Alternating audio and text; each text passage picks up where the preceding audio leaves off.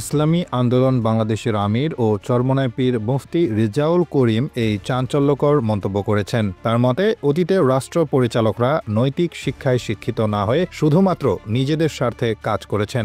তিনি অভিযোগ করেন, রাষ্ট্র পরিচালকরা দুর্নীতি করে নিজেদের আঙ্গুল ফুলে বটগাছ বানিয়েছেন।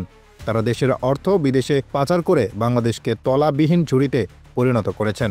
শনিবার রাজধানীর ডিপ্লোমা ইঞ্জিনিয়ার্স ইনস্টিটিউশন মিলনায়তনে জাতীয় শিক্ষক ফোরামের কেন্দ্রীয় কাউন্সিলে তিনি এই বক্তব্য দেন। চরমোনাই পীরের মতে, রাষ্ট্র পরিচালনার দুর্নীতি সর্বত্র ছড়িয়ে পড়েছে। বিশেষ করে শিক্ষা খাতে বৈষম্য তৈরি হয়েছে, যা জাতীয় উন্নয়নের জন্য সবচেয়ে বড় বাধা। তিনি মনে করেন, দেশের দুর্নীতি এবং বৈষম্যের কারণেই বাংলাদেশ 5 বার দুর্নীতিতে চ্যাম্পিয়ন হয়েছে। তিনি শিক্ষক ও জাতির ভবিষ্যৎ প্রজন্মকে নৈতিক শিক্ষায় শিক্ষিত করার আহ্বান জানিয়েছেন।